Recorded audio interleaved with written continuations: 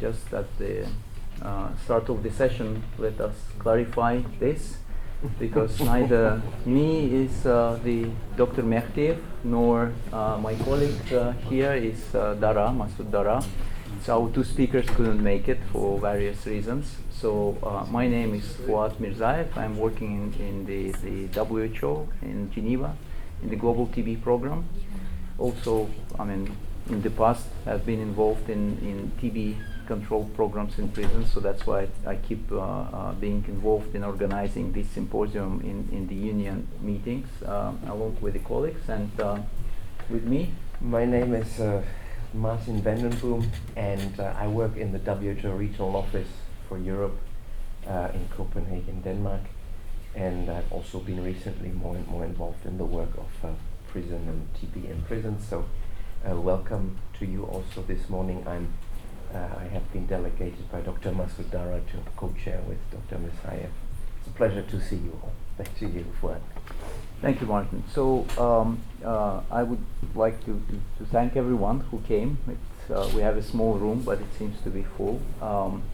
The TB in correctional facilities in prisons represents a particular problem, bigger in some countries, less in others. Many people say that TB or prisons are reservoirs for TB. Other people say it's just a reflection of what is happening in the society, which in a way prisons are a reflection of what happens in the society. But what is clear that the prisons and TB is a particular problem as any other congregate facilities where many people stay for a prolonged period of time at sometimes not so good conditions. So there are particular issues with the transmission, with infection control, and the other ways and approaches to control of TB. So prisons many times present also a certain advantages in making sure that TB is not spread or well controlled. So our speakers today will try to describe these best practices in prisons in their countries or in the region, and some particular challenges that this particular setting presents for TB control. Talking about the speakers, we not all of our speakers have made it. Instead of 5, we have 4. Our speaker from Ukraine couldn't come to the conference, so we have a little bit more time, and I think we'll try to have the questions right after each presentation, not leaving them towards the end, but at the end, if we have time, we can have a further discussion. So with that, perhaps Martin wants to add a couple of words, and I think that is important because it's not many events that are related to this particular problem that happened during the union conferences. The previous one was the case. This one probably a little bit more. I noticed in the program there are more presentations on this particular problem of TB in prisons, but not many symposia. Or so basically, it's only this probably symposia and the meeting of the working group on TB in prisons, and something that Martin would probably say a couple of words about as he has participated yesterday. Right? Thank you very much, Fuad. And indeed, and also from our end, from the region of the WHO European region, the TB prevention and care with regards to the penitentiary services, and I say that deliberately with regards to, and not just in the penitentiary services, bear a very high importance and significance, as you all know. We, and I see also people here obviously, and interestingly so, I'll be looking forward to the discussions that are not from the WHO European region. And you know that the region, though, of Europe has the highest rates of MNXDR TB. And we all know, and we don't have to close our eyes over this, we can be very blunt and open about it, that correctional facilities still represent a huge breeding ground for MNXDR TB, or for TB also in general. So Fuad is very right. We are happy to see that at least there are these two events here at the global conference.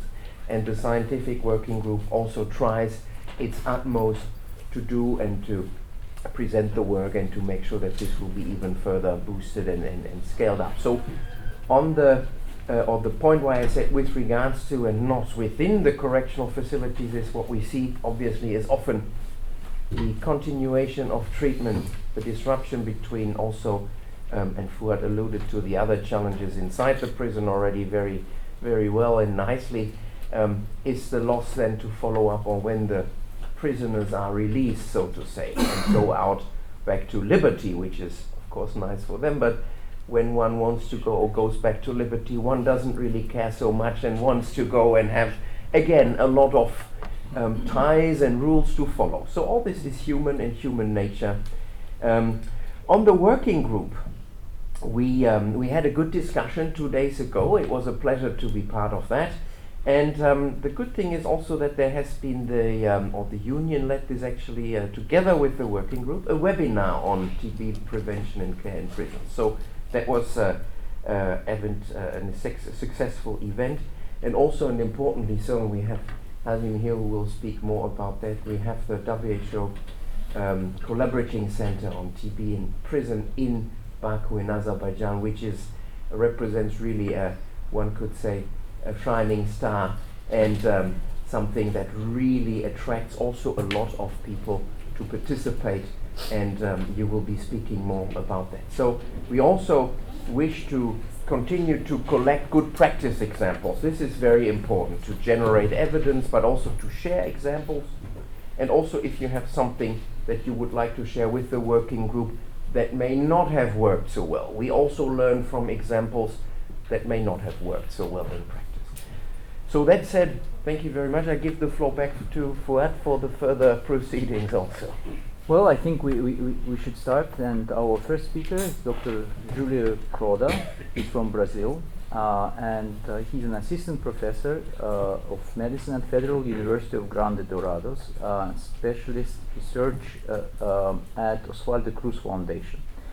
Dr. Croda is a member of the committee and technical advisor to the Brazilian program of TB control, and vice president of the Brazilian Network of Research on Tuberculosis. He's an infectious disease physician from the state of Mato Grosso do Sul, I hope I'm pronouncing that correctly, and serves as a principal investigator on the series of studies involving active surveillance, molecular epidemiology, and prospective cohort investigations for TB. So without further ado, I invite Dr. Julio Croda to present. I think for all the speakers, you will need to come here, and there is no clicker, so you just use this computer to move the slides. Thank you. I'd like to thank you the invitation, especially for Emira. Emira is great organized this event here, and you miss Emira here, and send a hi to Emira when you return to Azerbaijan.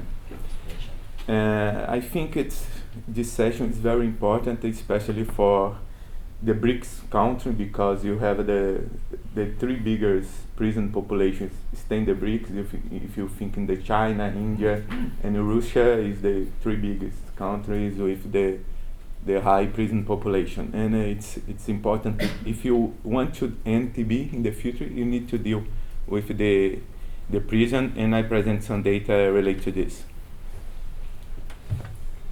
I have no direct or indirect conflict of interest and during this presentation. First of all, you can say that the Brazilian have the fourth largest prison population. You have about 600 prisoners, and this increased in the last 7 years. And when you compare to another countries, United States, that the high prison population, China and Russia, all these three countries, you have a decrease in the prison population. And the important things with the economic increase, probably you didn't construct a new prison, and probably the overcrowd increase in this Brazilian prison. This is important message. In general, TB in the prison in the United States, you have a low incidence, but for United States it's high, 6.3. In Africa, you have in the prison more than 2,000 per 100,000. In Brazil, it's about 1,300. And during the past decade, Brazil did a good job in the social field, and you have decreased the incidence in the TB in the general population.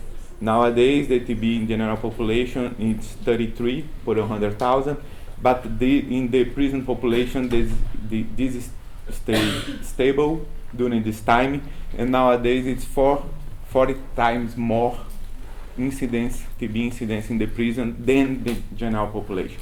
This driving prison is an important place if you want to end TB in Brazil, because you have a low incidence in general population, high incidence, still high incidence in the prison population.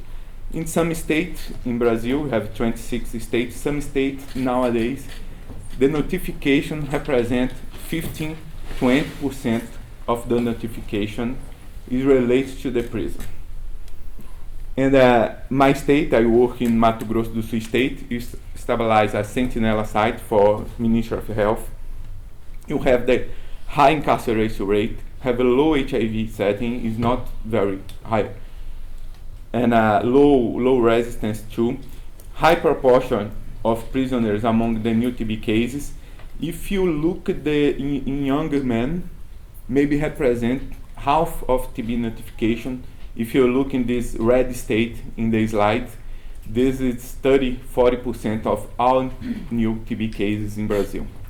And you begin a cohort study in 2013 in 12 prisons, 8 male, 4 female, and you do a proportional stratified sample, the case definition for the follow-up for the outcome. For latent TB, increase the TST, and for active TB, smear or Q3 positive.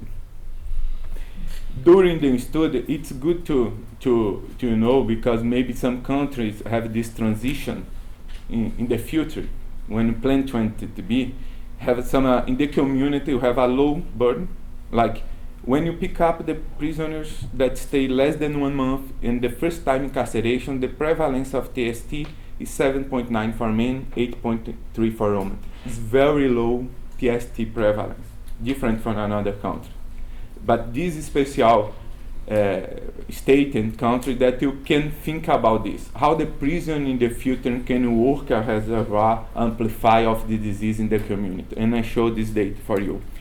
When you follow these patients, the baseline prevalence of TST is 21%, but when you follow for one year, the prisoners that stay in the same prison for 1 year, you have 26% of TST conversion. They pick up latent TB inside the prison because they didn't leave to the prison. They stay in the prison, the negative TST you follow for 1 year. And 20, they didn't come with TB to the community. They pick up this TB inside the prison. And for active TB, it's about 2%. They pick up inside the prison. You incarcerate this, it's a social problem that you need to discuss. When you look at the stratified by male and female, you have more male, you have the TST convention rate is 28% compared to 10% in the human. And the TB incidence too, it's high in men than human. When you look at this data and you present some data about what risk factor related to this incidence, but what drives this incidence, the TSD conversion, the incidence of TB latent and active TB, it's overcrowded.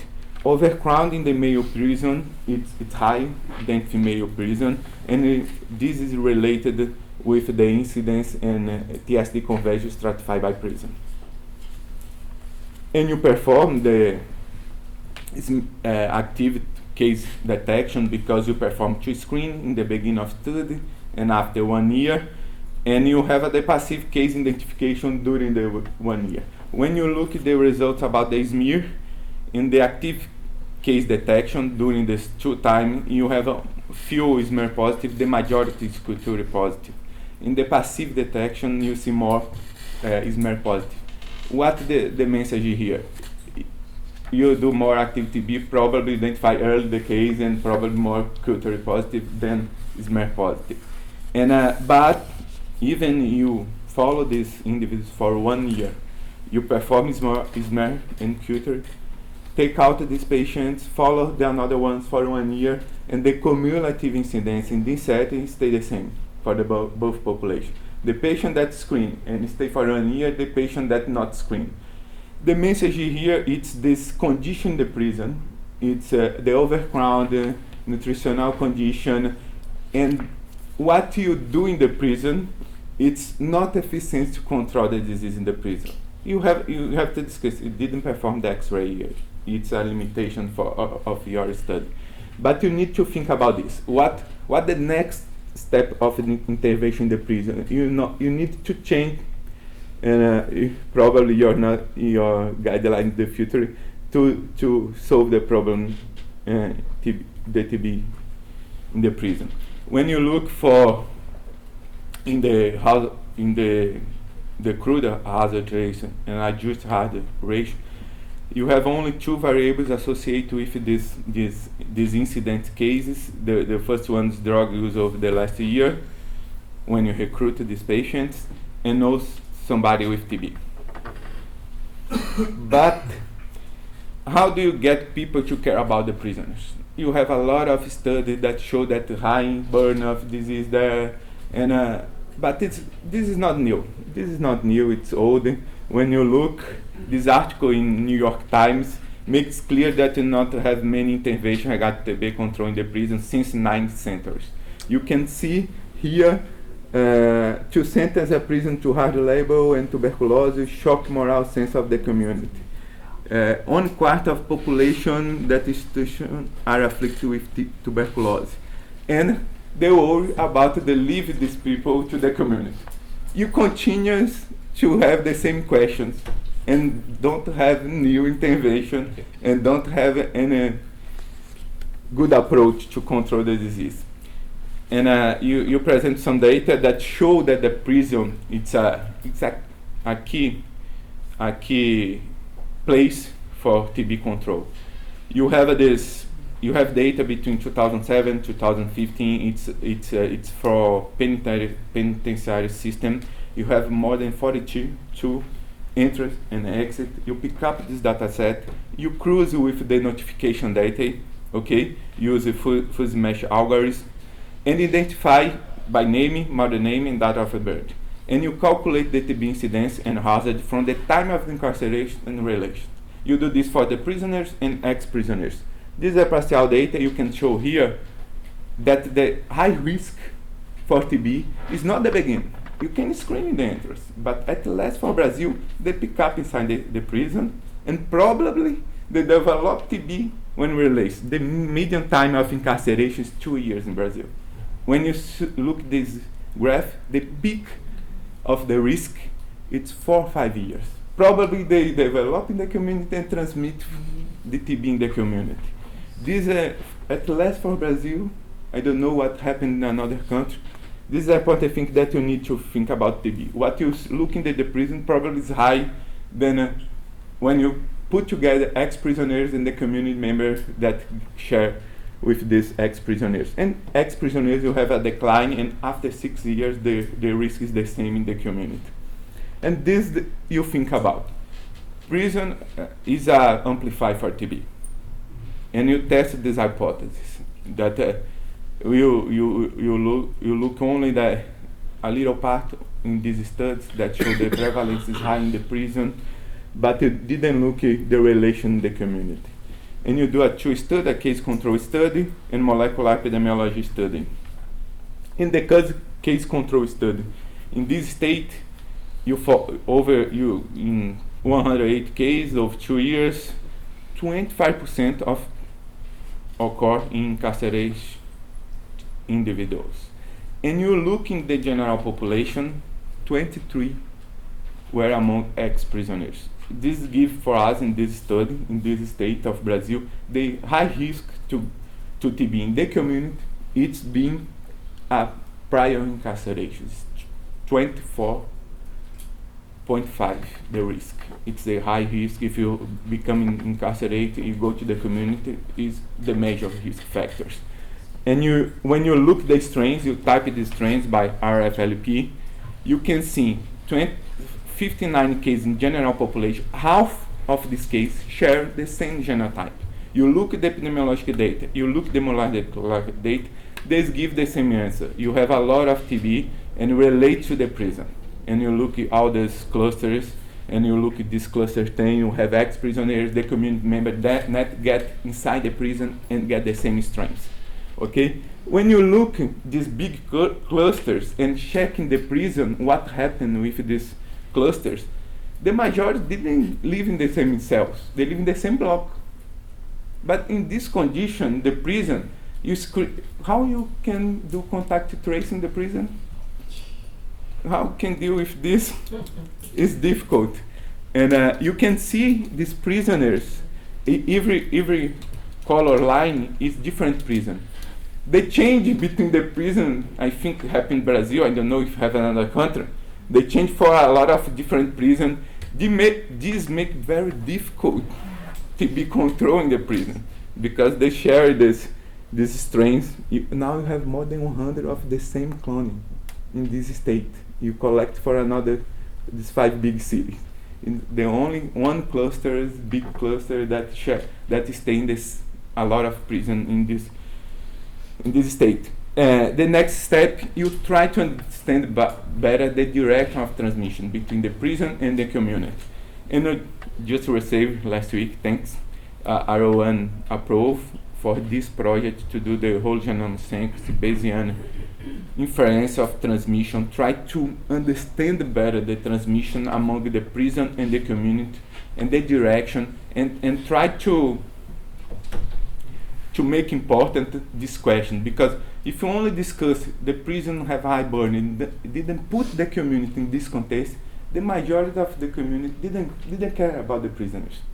Didn't care. You have one session here in the union conference, and if you didn't show that the community suffer for this high burden in the prison, it's difficult to convince the people that is important. The challenge and priority for TB control in the prison, you need new technology for mass screening for active TB. You can't do contact trace, it's almost impossible. You need to do mass screening, but you have some data that I show that is difficult. What the best approach for mass screening is a question. Treating LTBI is another open question. For the first, screen active TB, Ministry of Health, and more than 1 minute I finish my presentation. I have the clear recommendation to do active screening, but it's a clear policy implementation gap. In my state, they didn't have an X-ray facility in all the prison. The majority of Brazilian states didn't have in the prison. I think in other countries is almost have the same difficulty. And optimal screening strategy, not identified. In the manual, say 1 year, like in the entrance and each year, screen all the people population. When you're looking in this figure, you do a mathematical modeler, and you have some SUSER. If you screen 2 times a year for at least 4 or 5 years, you have decrease in the incidence inside the prison. At least for Brazil, putting the model in Brazil. I don't know what happened in another country, but at least Brazil, you need to screen 2. It's a lot of work, a lot of money that you need to put. And then why the majority of the country don't do this. And you needed the cost effectiveness study. You didn't have this in the prison, have the recommendation, but didn't have a study that evaluated the implementation size, what happened, what you do, the recommendation. And what the challenge? The clinical score doesn't work very well. The majority of cases are negative and cultura positive. At least in Brazil, only 32% of the cases reporting the data in national data set, it's performed culturally. the Ministry of Health and WHO prioritize expert, but in this condition, when the people, we have another article that I just published in last year that showed this condition, architectural analysis and ventilation. In median, 7-8% of native infected by the 6 months. You have a huge problem with this agglomeration. It's very difficult to reduce the incidence, increase the case detection. This is a deal that you need to deal with the prison population. You need a new technology for mass screening. You need like mobile digital X-ray, laboratory diagnostic unit in this condition. You need to cheaper intervention at less for the Brazil is a middle income country, and you didn't perform this. If you think in the poor country, probably it's more difficult to perform these screenings. And LTBI, you know that if you deal only in the try to detect early the case, you deal only with active TB. You don't bother about the latent TB. What in Brazil that have a low prevalence in the community is a thing that you need to deal, track latent TB in the prison. But didn't have a clear recommendation, didn't have any study that analyze this. And you have I put here a lot of questions, because contact trace is impossible. You do a social network. When you look this figure here, every point is a patient, every line is the contact, okay? It's like when you look in Town, in the favelas, it's like the same, but the prisons, this contact is very high. If you deal with the prison, probably you can do in these favelas and Town. And you look TB cases here, this is the TB case. They are identified during 1 year, one prison of 2,500 prisoners. I didn't have the answer for what the best practice for the prison, because it didn't have this data. If you look at the data and the manuscript that you publish that evaluated this intervention, you didn't have this evidence. You need to produce this evidence, especially for middle and low income countries. I like to thank, especially for my partner, Jason Andrews from Stanford, that it's a good collaboration and stayed with me since 2013, and all your group in Brazil. Thank you very much, and sorry for 2 minutes.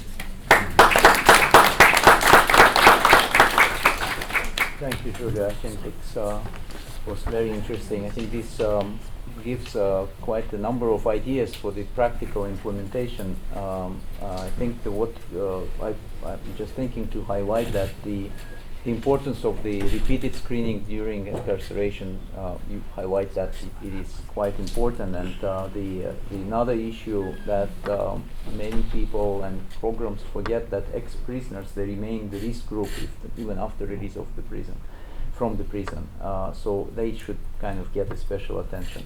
So then please take a seat. We have a couple of seats, so feel yourself comfortable, because it's painful to look at you guys standing there.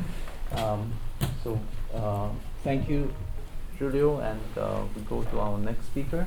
So, Julio, that was an excellent presentation, very thoughtful and thought-stimulating. So, I have the pleasure to... I'm sorry, we had promised, I forgot that we promised that we'll have questions right after the presentation, but I'm just breaking it, so I don't want to do that.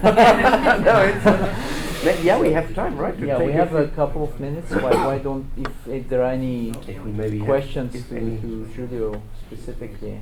Any burning questions? Yes, please. Yeah. We have one. I just wanted to ask about the last thing you mentioned about mobile X-ray unit. This sounds like a very easy solution, but is it? I mean, are you using them in Brazil? I begin to use that. This is your next study. Yes. You begin to use this mobile unit with expert. Try to do a cost-effective study to analyze what's the best combination.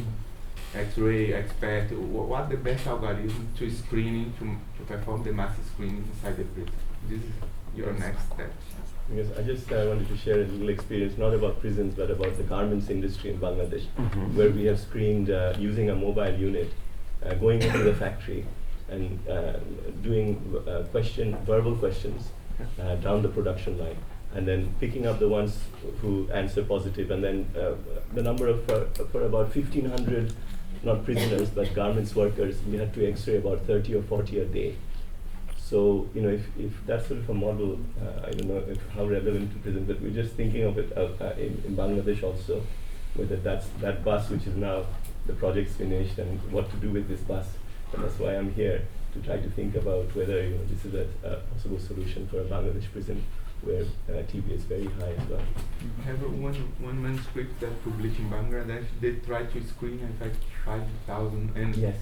have a little decrease in the incidence, but still very high. But they have one published data, Yeah, and sure. the prisons have high burden of They're not disease. here, ICD. I informed them the session is going on, the people who wrote that paper, they're possibly coming later. Interesting point, absolutely, to see how to use a resource differently, right? And be also inspired by that. There's one more question here by the lady. Would you like to also, when you ask, briefly introduce yourself, if you like? I'm Catherine Stone from Australia. I just wanted to say on this point, I don't know if they're here, but I think last year somebody from Haiti presented data on this exact approach in the prison that they had. I think they took a mobile van in and they screened outside in the courtyard where the guys are doing their exercise. And it sounded like it was quite effective. I don't know if anybody remembers the woman's name, but I'm quite sure it was presented last year at Cape Town, so maybe you can get in touch and you guys can talk. Probably you try to put in this mathematical model, because like you, with this input data that you generate with this mobile unit, and based on your data in the mathematical model, the problem is you get a lot of TB cases, but based on the condition inside the prison and what frequency and the best combination, the price of this. You can afford for this? This is, I think, the main question that you need to reply, especially for undeveloped countries. One more question there. Yeah? In the third row. I have to answer one question. My name is Bridget. I'm from the United States. And I was just wondering, has there been any quantification of the risk posed to prison workers in Brazil in this high density setting? You set up this study with the workers, and you just analyze the data. The risk for TSP conversion. You have a small population of the workers. You can have a big data with active TB, but at least for TSP conversion, you can follow this, and it's a high risk group. They have the same group of the prison population, because they live together in the prison from, and you should, in your data, the rate of TSP conversion is quite the same of the prison population. Excellent. So, no further questions for now. And as we said, we will have also, or we hope to be able to allocate still time after the presentations to then potentially go more into depth and detail. So if you have then questions to this presentation, there will be an opportunity to ask them. So I have the pleasure to announce and introduce Dr. Razim Tahili. Welcome. Since 2007, Dr. Razim Tahili has been the head of the Laboratory of Centralized Specialized Treatment Institution of the Penitentiary Service of the Ministry of Justice in Azerbaijan. He is a member of the European TB Laboratory Initiative Core Group. The laboratory that he is leading was among 5 trial sites on demonstration and evaluation study of experts, gene expert, and he is co-author of a range of respective publications. Welcome, and we look forward to your presentation. Thank you, Martin. Dear chairs, dear colleagues, I am here. I am substituting Elmira Gurbanova, who she is author of this presentation, but because of technical reasons she cannot participate in this symposium. I will talk about implementation of case finding strategies and its impact to TB burden in prisons of Azerbaijan. First, about Azerbaijan. Azerbaijan is Transcaucasian region countries situated between Russia and Iran, correspondingly from north and south, and by Georgia, Armenia, and Turkey from the west, and by Caspian Sea from the east side. Baku is a capital and largest city of Azerbaijan, as well as Caspian Sea region and Caucasian region. The population of Azerbaijan is more than 9 million and a half. Incarceration rate is 212 per 100,000 population. For GDP, it's upper middle income country. WHO region is Europe. Medical care services of the Minister of Justice, organized by May Medical Department. In 2004, this department became an independent structural unit of the Minister of Justice, providing healthcare services to penitentiary sector population and Minister of Justice staff. In general, there are 25 healthcare facilities of penitentiary sector population for penitentiary sector population. One of these facilities is TB hospital. Second is General Prison Hospital, and other 23 healthcare facilities. They are medical sanitarian unit which situated directly inside of each prison. Medical department is integrated to NTP through collaboration, reporting, and standardization of the approach. And one important point, medical department is staying in equal level with penitentiary services in Minister of Justice structure. Okay, brief summary about case finding strategy. Until 2009, there was no systematic case finding in penitentiary services. Taking an advantage of political commitment and financial support from the Global Fund, Medical Department strengthened case finding strategy in penitentiary services in accordance with WHO Stop TB strategy. As a result, currently case finding activities are implemented on a regular basis following comprehensive algorithms. Surely, case finding activities should be implemented in conjunction with available laboratory services, with adequate, rapid enrollment of diagnosed TB to adequate treatment, and continuous health education among prison staff and prison population. Stating from 2009, and after installation of digital X-ray at all 3 pretrial institutions, chest X-ray and symptom-based screening has been performed among all convicts entering pretrial isolators. However, as you may see in this slide, between 2009 and 11 years, passive case finding in prisons was done via TB symptoms questionnaire only. Moreover, most mass screening was performed once per 2 years. Since 2012, case finding activities have been implemented regularly and comprehensively. I have to talk about passive case finding. Passive case finding assumes the complete access to healthcare services, which this is patient-initiated pathway to diagnosis involving the person with active TB symptoms that he/she recognize as a serious. The person having access to and seeking care and presenting spontaneously at an appropriate health facility. Health worker correctly assessing whether the person fulfills the criteria for suspected TB, and the successful use of diagnostic algorithms with sufficient sensitivity and specificity. When we talked about incomplete passive case finding, we mean if one of these points, one or more of these points of passive case finding as defined by WHO is missing. Okay, now we would acknowledge that entry and mass screening is usually implemented in penitentiary services of many countries, while comprehensive passive case finding is often neglected.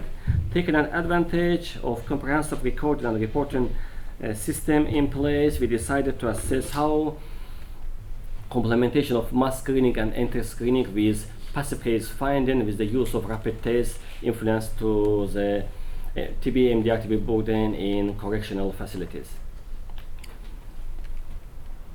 Also, TB control activities in penitentiary service of Azerbaijan were initiated in 1995. We did not have systematic case finding by 2009 due to lack of human and material resources. During 2009 and 11 years, TB cases were mainly identified through mass and entry screening.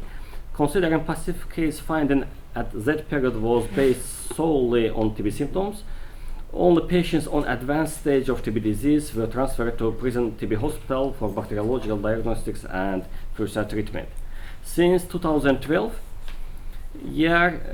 screening algorithm of passive case finding in correctional facilities was strengthened by introduction of expert interview in addition to TB symptomatic questionnaire. This was done through introduction of sputum transportation system. Mass screening also was further strengthened by culture examination on liquid and solid media and performed on annual basis. At the same time, TB screening through chest X-ray and expert testing was introduced among patients with diabetes, HIV, infected prisoners and respiratory patients entering general prison hospital. About mass screening, methodology of mass screening in correction facilities consists of 3 steps.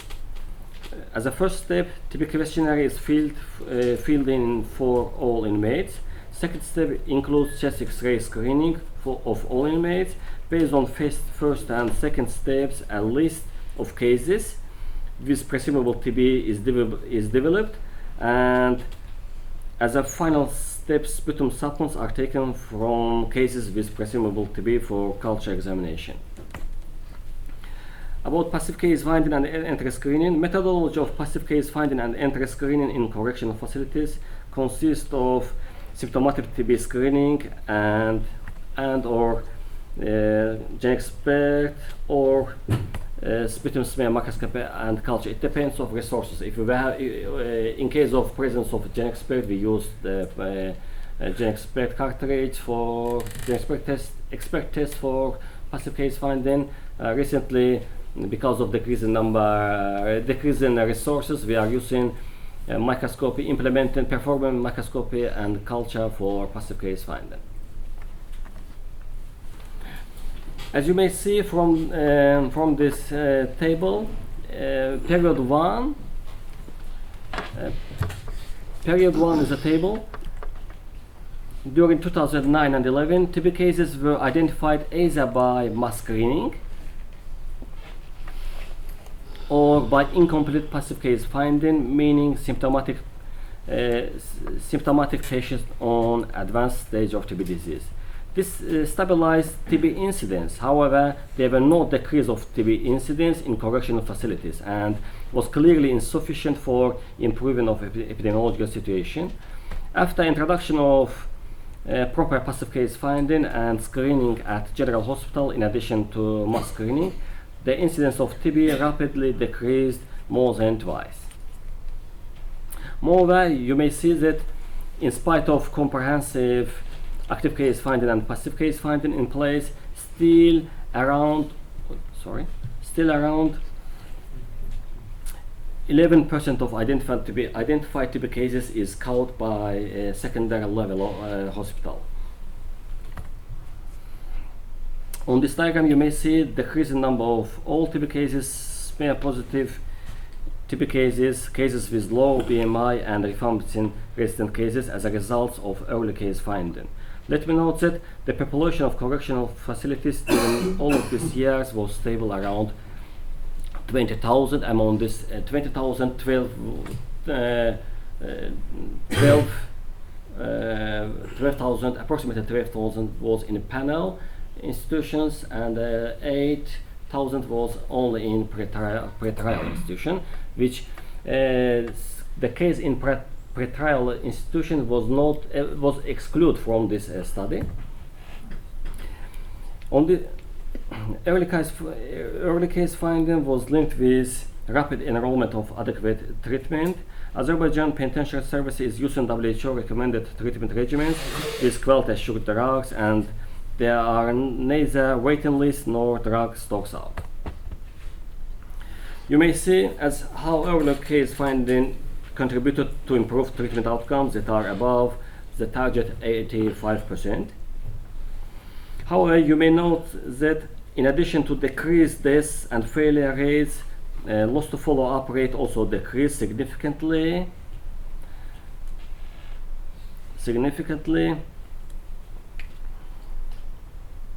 which is due to treatment follow-up of released prisoners performed by local non-governmental organizations in collaboration with main medical department. Treatment outcome of rifampicin-resistant TB patients on SLD treatment. Treatment outcome for rifampicin patients is also far above target of 75%. Cumulative effects, you can see a little bit decrease of cure rate in 2012. It's because of cumulative effect involving XDR patient to treatment because of absence new drugs. We are planning to use these drugs for next year. Conclusion: early case findings through systematically applied passive entry and mass screenings significantly decrease the TB MDR, TB burden, and improves treatment outcomes in penitentiary services, which ultimately this facilitates reaching the target of end-TB strategy. Thank you very much, and acknowledgement to Elmira Gurbanova, which because of her absence, I am here and presentation in this symposium. Thank you very much.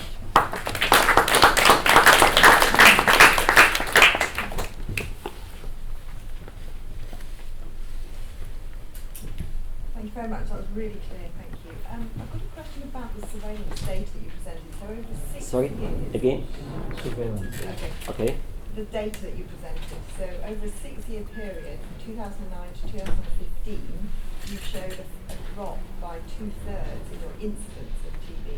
So you've now got 1.3% incidence. Yes. Is that just in the prison population? Or Yes. is that 1.3% of your national population No. is in the prisons? It's only in prison population, among prison population. So that's a very low rate in your incidence in your prisons. I want to inform that TB control in prison started 1995.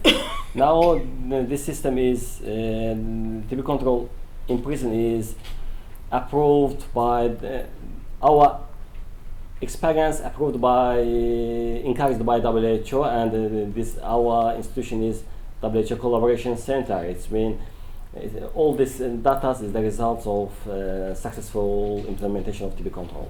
Yes, it's incredibly impressive Yes. in 6 years to do that. Yeah.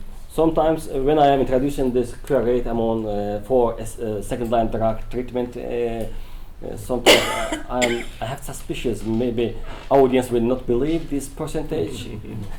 Well, it's above global average. Yes. Global average is 50. Well above. Go ahead. You mentioned that these are data not for all prisoners, not the under trial prisoners. Is that right? Yes, because when we are talking under trial prisoners, this is temporary. This is in the frame of entry screening, but we were talking about complementation of active case finding with passive case finding. Which what is our approach? Usually we are introducing entry screening in pretrial institution, and we are implementing active case finding, but usually we are neglecting passive case finding. We want to show that introducing the complementation of passive case finding with others case finding strategy will remarkable help decrease of cases and incidents. Do you have data for the under trial prisoners? Yes, of course, but not here. Just we will excluded this data from here just for information. For example, 10 years before, number of TB cases from pretrial proportion of TB cases from pretrial institution was approximately 15%. Now, because of decreasing incidence, this is approximately 40% to 60%. What I mean, number of TB cases is decreasing in prison sector, Yes. but the stable income from outside, and this is the proportion is changing because of decreasing TB cases in penitentiary sector. Well, in one of, I think it was in the third slide that I mentioned, in all pretrial institutions we have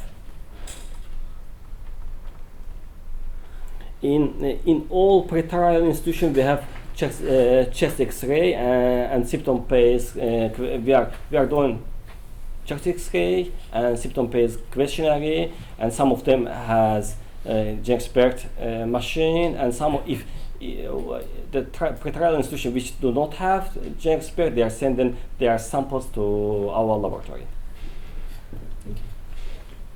Okay. And when you show your table, you reduce the incidence 1.3 in the 2015. With this approach that you give all this, the screening, the interest, annual screening, expert, X-ray, so the recommendation, and this you decrease a lot the incidence. But do you think it's enough? 1.3 is my question for WHO. For the 1.3 of the incidence inside it's 1%. It's 100, 1,000 per 100,000. With the huge approach, very good approach. But what do you think about this? Good question. Okay, we are implementing all case finding strategy. Yes, every year active case finding. Now passive case finding is completely established. Entry screening in pretrial institution. Sometimes I am complaining, should we continue active case finding every year? Because before, every year, as a result of implementation of active case finding, every year we were found approximately 250, 300 patients. Now we are finding, for active case finding, 80. 80 or 100 cases. I am thinking to continue or not. As far as we have resources for implementation of active case finding, we will do. Recently we have Kai Blondal, the GLC experts. As I said, can we keep passive case finding very stronger, but neglect active case finding? She said, my advice, as far as possible, if you have resources, please continue till to zero. Until zero. Well, it's unlikely to be zero because it kind of balances with the general population, but I think the trend is there, right? And they may not have reached the lowest. Who knows? One important point too, for example, TB suspect among all TB suspect during active case finding is approximately between 20-30%. Maybe during implementation of this screening, we have to decrease number of TB suspects from year to year. We will look. Right. Thank you, Rustin. Thanks a lot. Thank you. We'll have probably some time more towards the end, but at this point in time, I suggest we go to our next presenter. Thank you.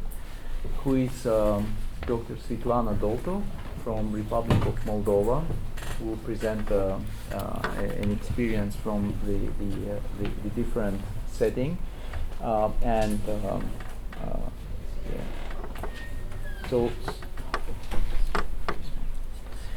So Svetlana Dolto is responsible for coordination of the public health projects in the non-governmental organization called AFI. No, let me just quickly do that for you. And this. Oops, sorry.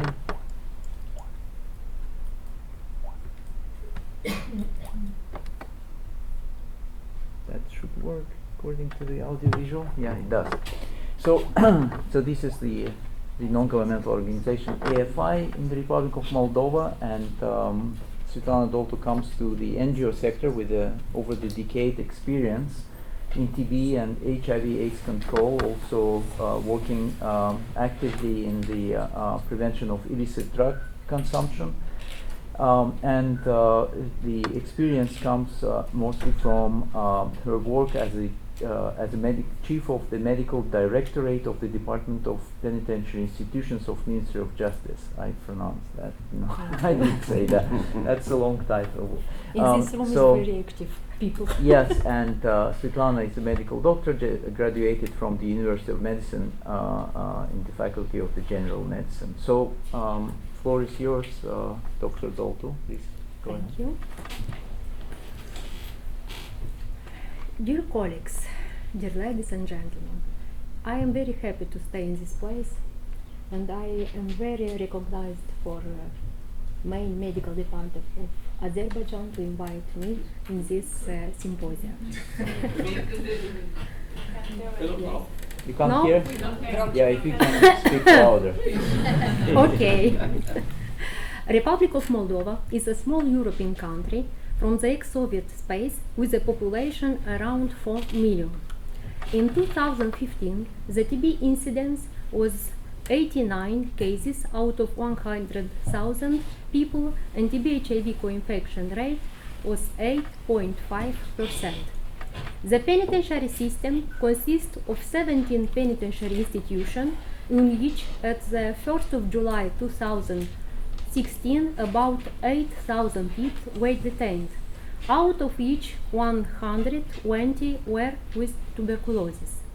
In absolute numbers, the situation doesn't seem critical, but the TB epidemiological indicators among detainees are much higher compared to the general population.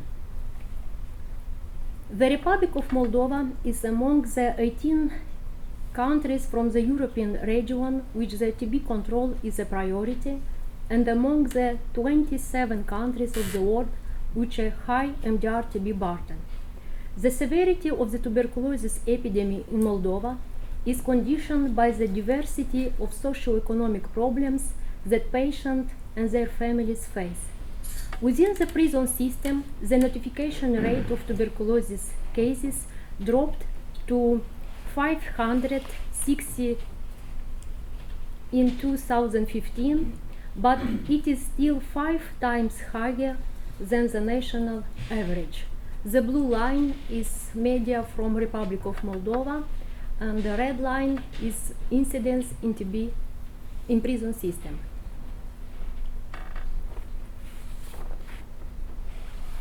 About 2% of the recorded TB cases in Moldova are diagnosed among detainees.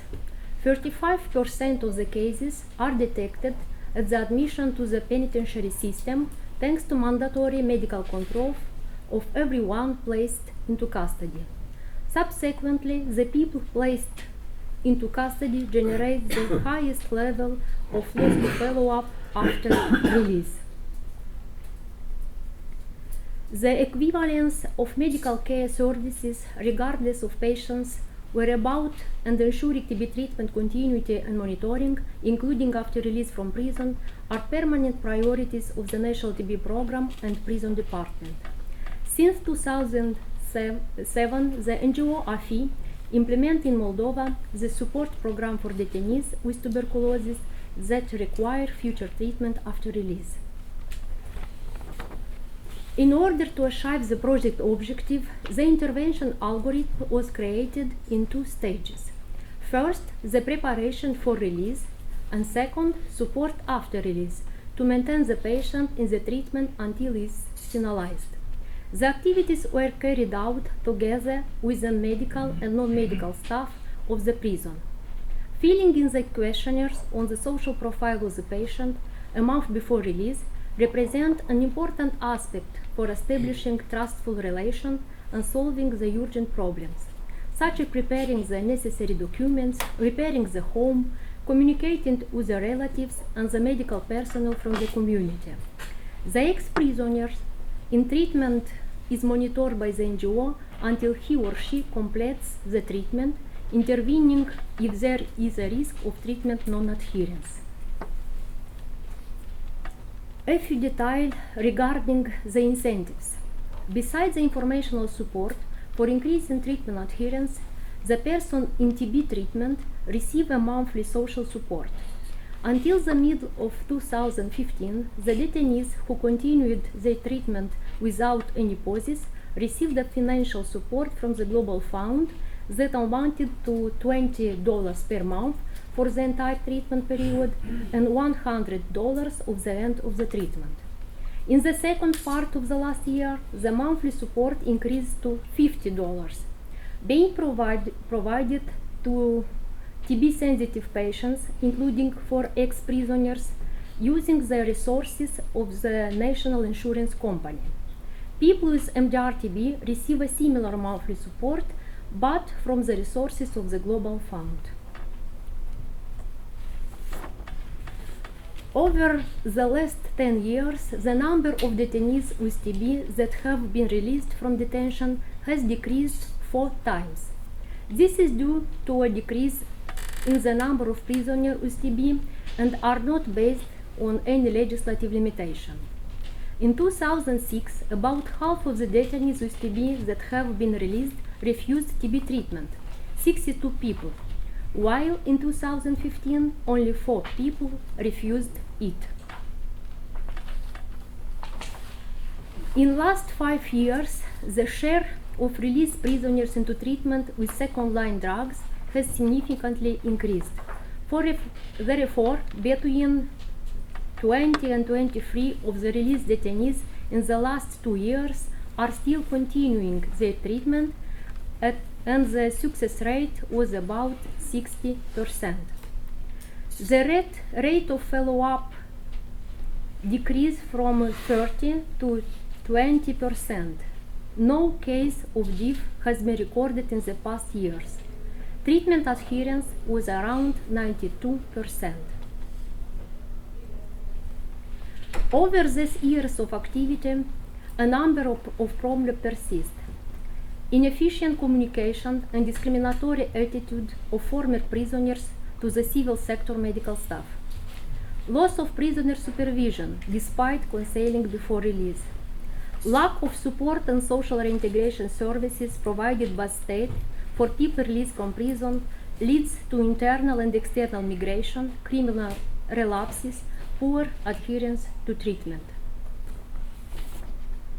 Unexpected release of prisoners with TB from criminal prosecution isolators leads to a high rate of loss to follow-up due to the impossibility to the NGO to prepare them for release. Having the state take care over all these follow-up activities in case of completion of external financing continues to remain a challenge. Lesson learned. The high prison staff turnover is a major problem for the training system on prisoners with TB that are released and therefore require continuous training. The existence of a single national information system for registering TB patients contributes to a quick transfer of information about TB cases. National TB programs' active involvement in monitoring the result of treatment after the release for prisoners with TB, and that is an important element. The result of this project led to the development of new TB program for next 5 years and its methodological norms for implementation. This is very important to teach the medical personnel to provide activity with former detainees. Thank you.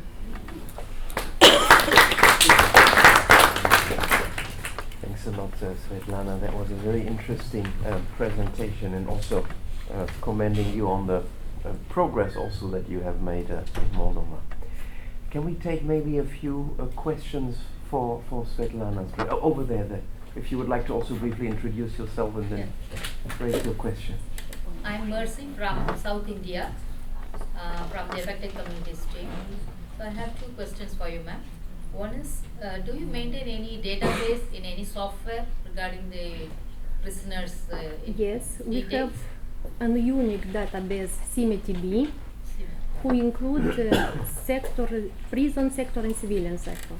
And transfer is very easy, and this system is integrated with laboratory modules, and is possible to access is all places of our country. And the next one is, you said in the lessons learned there is high turnover of the prison staff. Is there any specific reason for that? Because in India also it happens. Yes. We in present it's in development and very high reform of Ministry of Justice, and medical people, personnel who work in prison system was officers, and they losing your social facility for demilitarization, and this is a reason to. Do you have any plans of how to address this? Yes, we have 3 years ago an initiative to transfer the medical system for Ministry of Health, but this initiative not agree at governmental level. There was a question over there, the gentleman in the 4th row. Yeah, next to you. My name is Jose Domínguez from Spain. First of all, Dr. congratulations for the nice presentation. Thank And I you. have only one question. Have you explained that patients during the treatment receive a small amount of salary, some amount of money? Do you think this could induce the patients to be ill for a long time, and maybe to stop treatment, or maybe to reduce the number of pills every day to long the time to be receiving salary? No, this is for food, and it's correlate with very good DOT. And to be ill, it's not reason, but we have a very good system to notification of cases, and it's very easy to identify cases обманывающие. Who are cheating. Okay, maybe. I like to answer you also. We have another model. We have DOTS monitor. We give incentive to that person to ensure that the patient gets the pills at the correct time and the day. Thank you. Excellent. So maybe we come to our, in view of the time, to our last speaker. Thank you very much, Svetlana. So I would like to introduce Dr. Sarah Anderson, who is the head of the National TB Program Office at Public Health England, and in this role is leading the implementation of the collaborative TB strategy for England 2015 to 2020. Through the work of the collaborative TB strategy for England, Sarah is working closely with Dr. Eamon O'Moore, PHE's National Lead for Health and Justice, to prepare a new resource to tackle TB in underserved populations, which includes those in contact with the criminal justice system. Good morning, the floor is yours, Sarah. Morning. You'll have to forgive me, I was asked to do this presentation yesterday, so the slides have been provided for me. I will do my absolute best. So I'm the National Lead for TB in England, and I'm presenting on behalf of Eamon O'Moore, who's one of my colleagues who works in Public Health England, and he leads the health and justice work. So he leads everything related to health and justice and healthcare, and TB is one part of his work, but it's quite a major part. Okay, so I think probably I'd like to start with one of our mottos within PHE in our health and justice system, which is here: no health without justice and no justice without health. And we're really trying to achieve that, and I'm sure many of you here are trying to do the same. Okay, so I'm going to start by looking at 3 domains of prison and TB control in prisons. So I'm going to start with that of the prison population. And what I'd like to show here, and I'm sorry it's quite so small, but there's a graph on the right which shows over the last 100 years a rising prison population in the UK. Obviously our population in the UK has risen over 100 years, but our prison population has outstripped that as well. So currently 85,000 people in prison in the UK, a rate of incarceration of 148 per 100,000, and we have the third highest prison population in Europe. So the second domain is that of the prison environment. So here we have one of the largest number of prisons in Europe, partly because of our size of our prison population, but we have 116 prisons in England, and we're building 9 new ones. The government is supporting that, and recently we've just introduced a new prison, or it opens next year, in Wales, which is a smoke-free prison. Now, we're here because we're at a respiratory conference. We're not just talking about TB. And I think one of the facts which surprised me when I read this through was 80% of our prison population in the UK are smokers, let alone that percentage with TB. So we've got a big respiratory illness population, and one of our steps to try and act on the smoking side of these individuals is to actually have smoke-free prisons. The first opens next year. Patients will be provided with smoking support and smoking to stop and help them stop smoking when they enter that prison. So that's just an aside.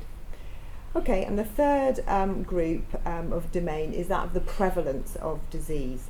So our prison population in England has 4 times the level of TB of our national population, and the particular problems in our prisons, MDR TB, treatment completion, and those patients, I think we've heard from other colleagues, those who refuse to take treatment are a particular issue in our prison population. I'll come on to talk about it, but some of the other issues with our TB in prisons is that of contact tracing. We'll talk about that further, and I've mentioned the smoking numbers. Okay, so all these things, the prison population, the size of that, the prison environment, and that of the prevalence of disease, all add to TB and the risks involved in that in the prison setting.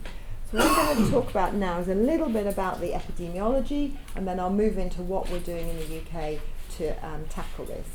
So WHO has concerns about TB in prisons, and on the left of this diagram, I hope you can see it, these interweaving rings, the idea that prisons receive patients with TB, prisons concentrate TB in their cells, the ability to transmit is higher, there's the dissemination of TB there, prisons can make TB worse, and prisons can export TB to the communities, and we've heard that in many, not just today, but in many other presentations. So in 2006, the WHO did a study which looked at European prisons, and it showed that there were 17 times more TB patients in a prison population than the general population.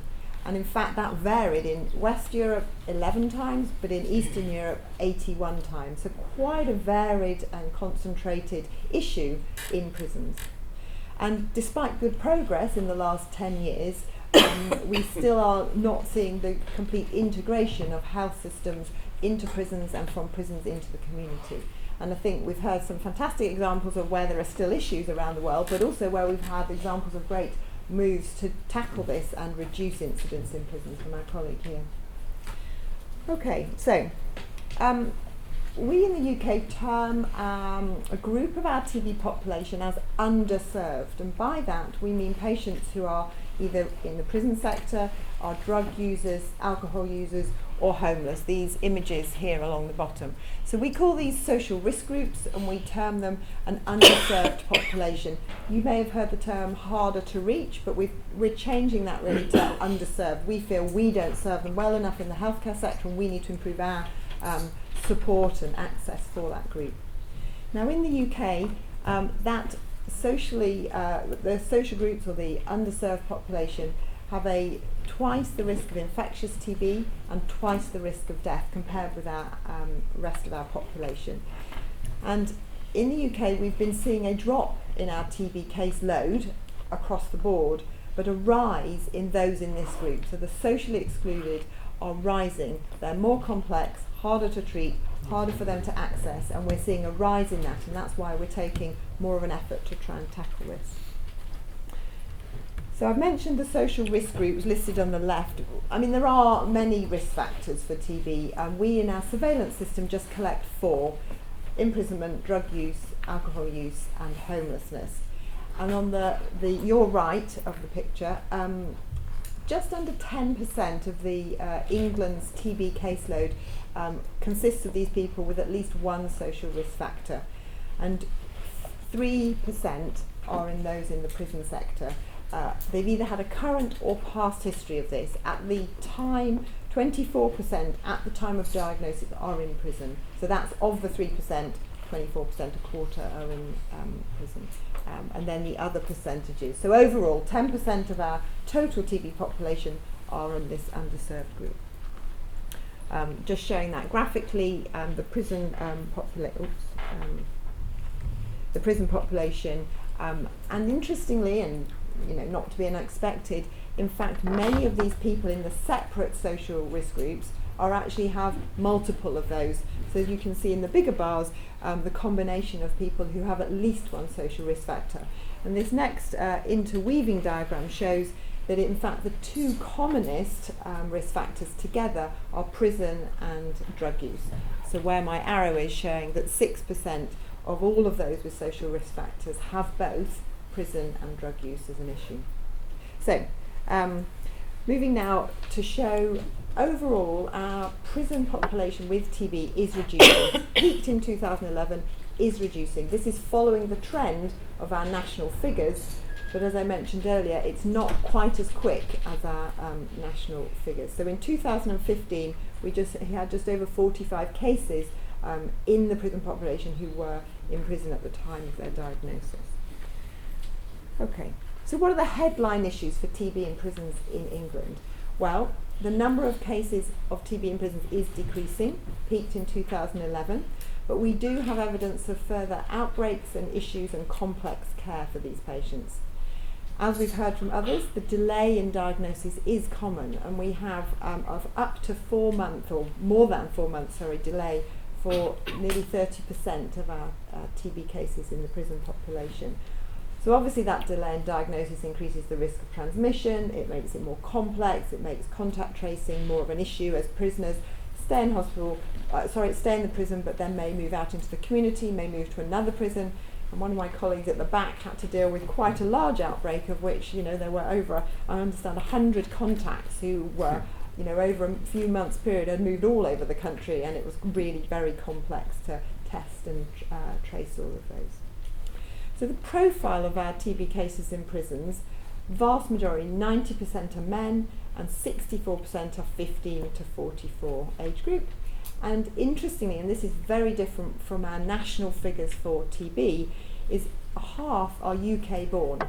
Our national figures, 73% of our national data are non-UK born, so it's a very different population in our prisons. And of those, 2/3 are white UK born. So it's a very different population, and we've got a huge issue that we need to grapple with here. So, what do we have to help us with sorting this out and dealing with this?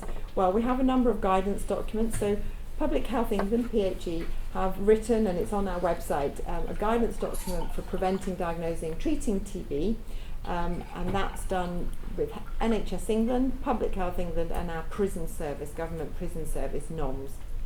But in addition to that, and you may be aware of this, we have NICE, that's the National Institute for Clinical Excellence. They're a national body who provide guidelines on many subjects, and earlier this year produced one for TB, of which there's a section on prisons within that and what we could do to improve our help to prisons and TB in prisons. So what are the key elements of these guidance? So, symptom and history-based screening at or on arrival at the prison. And then ongoing vigilance through the course of their time in prison for symptoms and referring to the health care within the prison sector. In a small minority of prisons, we have digital x-rays in the prison who are there and can be used, and I'll come on to a bit about that. And then we obviously, and we've heard from our other colleagues, advice and education, not just of prisoners about TB, but actually the prison staff who, with their rapid turnover, which is the same in England as it is in India and other places, is an issue. And then ultimately, the use of DOT, the directly observed therapy for the prison population, that is absolutely crucial to ensuring the treatment is taken and reducing ongoing risk to ongoing transmission. So how do we achieve our control in the UK? Well, we heard from our colleagues from South America the potential of mobile X-ray units. So we have a mobile X-ray unit. We have one, which some of you may have seen. It was parked outside on Wednesday of this week here. And that has a routine of going around our homeless hostels in London on a 6-monthly basis. It goes every homeless hostel. But in addition to that, it does park up and go into some of our prisons, and particularly if there's an incident or an outbreak, we can task this mobile unit to go in. So it's not a routine in every prison, but it is something which is absolutely essential to support us on incidents and outbreaks. And this is run by the Find and Treat service. They're London-based, a specialist outreach team who don't just have the mobile X-ray unit, but also have a number of workers who link in with homeless hostels, with NHS and third sector to deliver the most appropriate care in the community, not just for prison populations, but for others, vulnerable migrants, on the street, homeless patients as well. And that's all done out of University College London. I've put a web link there if you're interested to find out more about Find and Treat in the mobile X-ray unit. That's there. Okay, so what else do we do? I mentioned we have these digital X-ray machines. So the Department of Health in England funded these in 2008. They're fixed. They sit in 5 London prisons and 3 other prisons. And the idea is that on arrival in the prison, every patient, every individual should be X-rayed, and then that should happen within 48 hours of arrival. Now, very sadly, that absolutely doesn't happen. These X-rays these machines are sitting there. There's an issue between getting the people to run them, the results to be analysed and commented on. So, although they're in our prisons, they're not. They're completely underused, and we're working very hard to try and resolve that issue. And that has been an ongoing issue for a while. But we do have them there, and they can be used. Now, if we're talking about diagnosis and then the treatment in prisons, and then obviously there's the continuity of care, a huge issue for us. So the idea that on the graph on the right, the bar on the left-hand side, nearly a third, I think over a third of our prison population in England are there for less than 3 months. If you screen them at arrival, if they either have active TB or even latent TB, if that's being screened for, none of those are very few are unlikely to finish their treatment within the time they're in prison. So that understanding of how we increase our continuity of care back into the community, huge issue which we're trying to grapple with. And I'm interested in the incentives that were talked about before and the ideas that others of you are using to ensure the continuity of care post time in prison. So one thing we're starting to look at is latent TB screening. So our National Institute, NICE guidance, does recommend latent TB screening for prisoners under the age of 65 who have lived in high incident areas of the world, and they would be then screened by an IGRA test. So it's not everybody, and it is in keeping and in line with our new policy in the UK of screening all new migrants who have come into the UK who've come from a high incident country in the last 5 years. And this, as I say, is via IGRA testing. It is it's in our guidance. It is now being looked at with a study and a feasibility study to see how we might achieve this. We're starting it in our what are termed immigration removal centres. So individuals who come into the country illegally and then go through the process of trying to gain legal entry and are kept in one particular place of lots of foreign nationals. And we're starting to consider latent TB screening there, where we believe the pickup will be very high, and we could then start to treat that population if positive. So I've outlined what we are doing in the UK, and this is part of something called the Collaborative TB Strategy, which I am one of the leads for, and I'm trying to implement across the UK. So this has 10 areas for action. The link across the bottom takes you to that. One part of it is about underserved populations, and within that population are the prisons. So it's very much, we see these 10 areas. If we could solve these 10 areas for TB in England, we could really sort out TB. One of those 10 is the underserved, and part of that is our prison population. So we see it as a real issue. And one thing to make you aware of, and this is coming out probably in about December time, the gentleman, Eamon, who would have presented today, is heading up a group for us who are preparing a resource to support tackling of TB in underserved populations. And one chapter in this resource coming out in December is about patients in the criminal justice system and how we can tackle, support, engage and ensure better TB control in this population.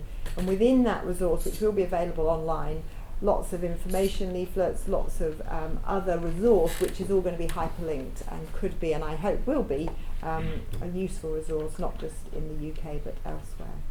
So it will contain evidence-based guidelines, information, and all sorts of other bits and pieces linked to it.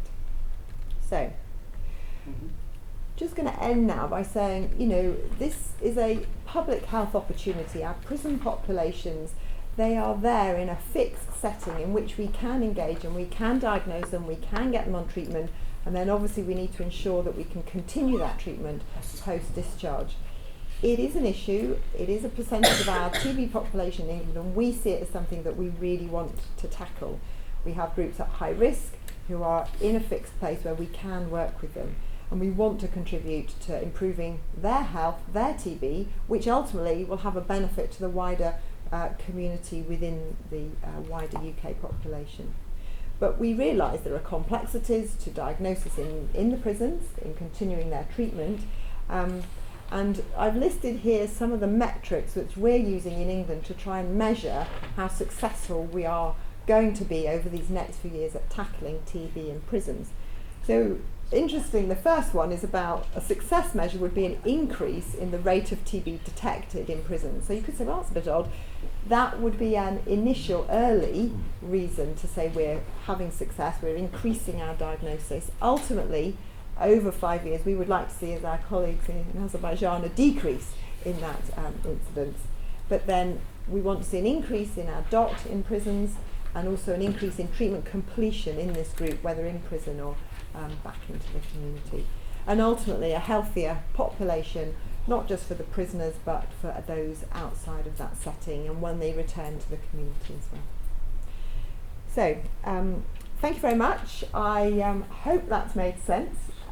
These are some web links to our health and justice team and Eamon and more, and then also some of the WHO work on prisons and so on. So thank you very much.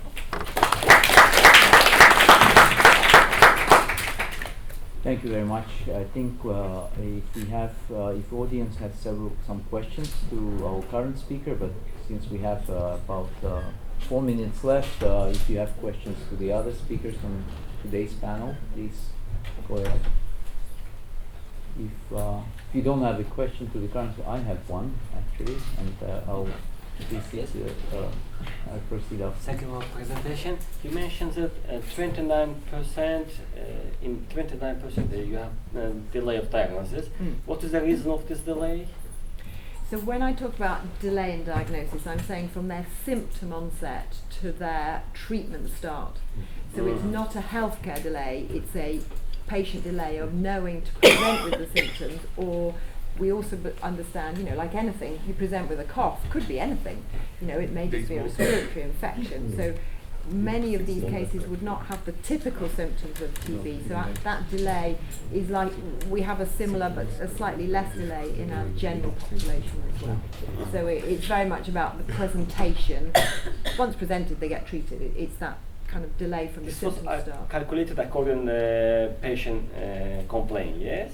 Yes. For example, when the clinical picture is appeared, okay. Thank you. 80% smoking in Brazil, 6% smoke. It's very difficult to have screening symptoms in this condition. Yeah. High rate of alcohol. Exactly. Yeah. Thank you for interesting presentation. Evgenia Gelik, Ukraine. Do you have some educational programs for prisoners and prison staffs, or this is only business of medical workers? TB detection and so on? So we have on PHE's website and also on what's called NHS Choices information for prisoners and also on TB and information for healthcare workers in prisons on TB. So we provide that, and in the resource coming out in December, those documents will be linked in. They're kind of comic strips and information in that sense. So it's about, though, we can provide this information, but it's actually about ensuring that it's used and people know where to go to get it. Yeah. Please, the question. On the topic of the unused X-ray machines, I think most of us who work in prison health are aware that entry screening for anything, whether it's viral hepatitis or HIV, is often a very tall order. It's healthcare attendance is not often people's top priority when they've just arrived in prison. But I think the figures from the first speaker indicated that maybe entry screening for TB in particular isn't necessarily imperative, and maybe it does make sense to wait and it's not a disaster if it's done later. So is there any thought about integrating the use of the X-rays in with just routine care for prisons as they come in at 6 months or at a year, you know, for their methadone or for their hep C treatment or whatever else they're doing? Could that be an opportunity for care rather than trying desperately to do it in the first week if the first week isn't really the imperative window? Yeah, so I hear what you're saying, and I think, you know, the idea, if an individual is in contact with the healthcare within the prison, perfect chance to screen them. I think with about 40% of our cases not staying longer than 3 months, many of them staying a week or two on remand and then going to sentence or not, going back into the community, our idea to try and screen them at the point of entry would enable us to pick up a group who we know are at risk and we would want to be screening them anyway. I think the issue is more the running of the machine rather than the individuals not wanting to be screened, and we've got to work harder to work with our prison services to deliver. As you say, you know, they've got many other things to be doing and health is not high on their agenda, but we need to work more closely and strongly to ensure that health is an issue, because as soon as there's an incident, it's a massive workload for them, and actually they would have benefited from screening earlier. Yes. So you're saying 40% of your TB cases have sentences less than 3 months? So of prisoners, total prisoners, not TB, total prisoners, 40% are less than 3 months in prison. Right, but what the gentleman was saying, that most of his TB patients in the prison don't get sick until several years into their sentence. So perhaps that short sentence group isn't actually, I mean, it may be different than I don't know, but I think they're not the... No, I hear what you're saying. I think it is a different population because, as I've shown, you know, they're white, they're lower socioeconomic group, they're often drug using. There's so many other factors that, you know. I think it's only a complementation. I think this is a quick question. You need to see your data, Moldova data, England data, and look where this patient developed TB. In the first 6 months or after that. You need this data, not only from Brazil but another part of the country, to decide what the best approach. I think you didn't have this evidence. You discussed, but didn't have a good evidence of which best approach for each country. Important because it can be very special. Even the population of TB patients, like you said, is very different from what you get in the general public. So it's important to study that, although it's not an easy task. But even though it is important, I think the entry screening is still kind of, I mean, even if they developed it later, I think if you will neglect what comes into the prison, if you don't do that, so you will just lose that opportunity. In case of Brazil, it's not necessary because the prevalence is low. It depends of the country and the epidemiological situation. It's difficult to have one guideline for all the countries because have different epidemiological situation.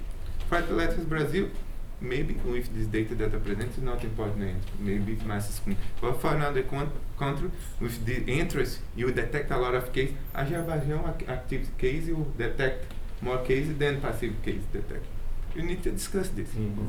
It varies, but I think I mean not every country has so advantageous that you, for example, in Brazil, having done so much research of that particular population, so you've got these answers.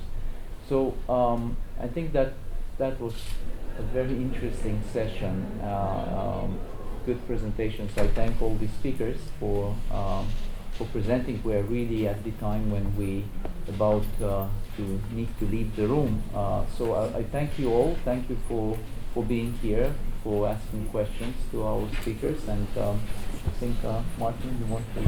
Yeah, just echoing. It was very interesting indeed, and I learned a lot from the different presentations. And I also really appreciate. I mean, that was a very good example, and just taking that out selectively, that there are lots of points in common, but we also learned from the interesting differences, such as that the prison population in the UK may be somewhat or very different to what we see in Brazil, and that has huge implications for where and how and when we should detect the patients. And it was said just then by you, Fuad, it's though we should never forget that, and you said it too very nicely, Sarah, that it constitutes also an opportunity. Yes. Like, if you know what comes in, if you don't know what comes in, you will not know what goes out, so to say. So thank you very much also on behalf of the Regional Office for Europe on this. So we'll be happy to also continue our work. And have a good rest of the conference. Thank you.